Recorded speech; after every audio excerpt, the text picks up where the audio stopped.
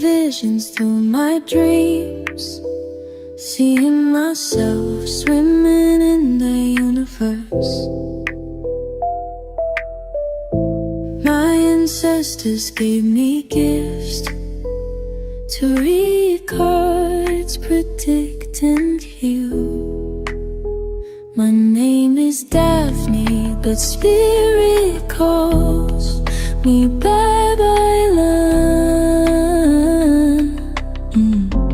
Angels communicate through numbers. Intuition is so deep.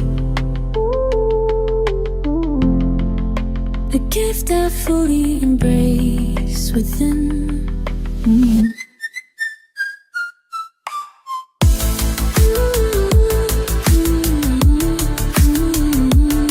Hi everyone! Welcome po sa inyong reading. So, marami pong nagtatanong kung naiisip ka pa rin ba, no, ng iyong person.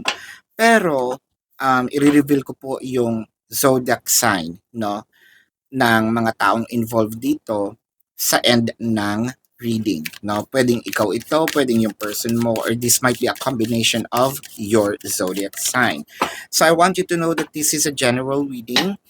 You may resonate with the entire reading o baka konti lang. Take what's only yours. Simulan na natin with the Knight of Pentacles. So, ang nakikita natin dito, meron talagang para kayo naka-stuck sa isang situation. Parang feeling ninyo, hindi umuusad, no? Meron ng separations, hindi pa rin kayo nakakapaglapit. So, parang feeling mo, hanggang dito na lang ba? Ito na ba yon? Ito na ba yung end ng relationship namin? But I feel like meron pa rin ditong hold no? Sa inyong dalawa. Na parang sinasabing, ayoko na dito sa part na ito na walang nangyayari. So parang gusto ko magkaroon naman ng movement with the Knight of Wands. That makes sense kasi ang gusto natin dito is more of magkaroon talaga ng movement, umusad na. Kung yung iba dito, kung ako, kung wala na.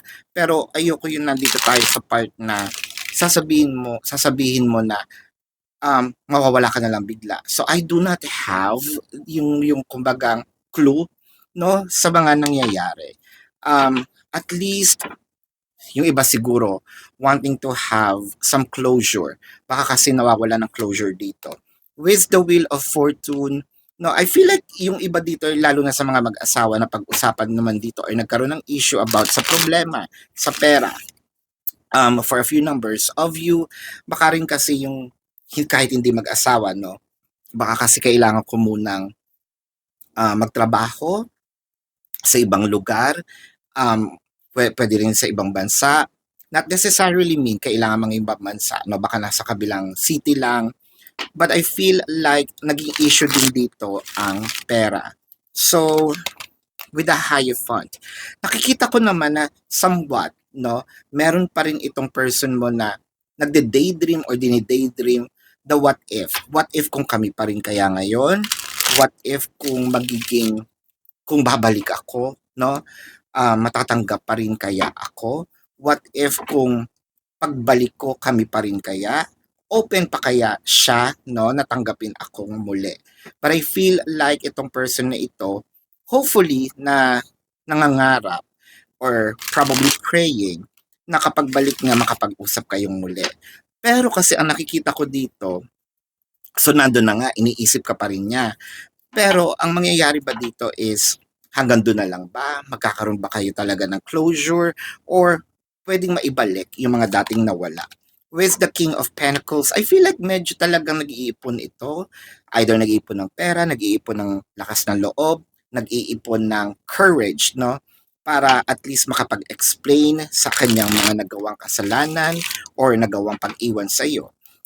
It kind of make me feel na siguro meron din itong, lalo na nakakita ko ng Taurus season or Taurus zodiac sign. Nasa Taurus season tayo kasi ngayon, no?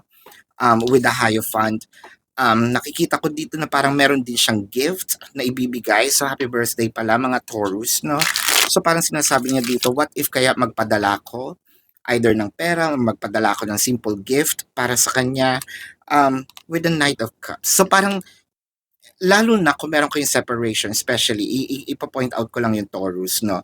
lalo na ngayon yung birthday mo. So nakikita ko ganun ka kahalaga sa kanya at naiisip ka niya kasi parang padala ka pa. But with the Knight of Cups, pero sinabi niya dito, hindi pa sa ngayon, no? Hindi pa yung very, very soon na magpapakita ako. Merong plano. Of, of course, may planong magpakita. But I feel like hindi niya din bibitawan, no? Itong connection ninyo. Parang sa kanya lang, sumugal na lang siya na lalayo ako, pero sana pagdating ko or pagbalik ko, kami pa ring dalawa, no? With the devil card in here,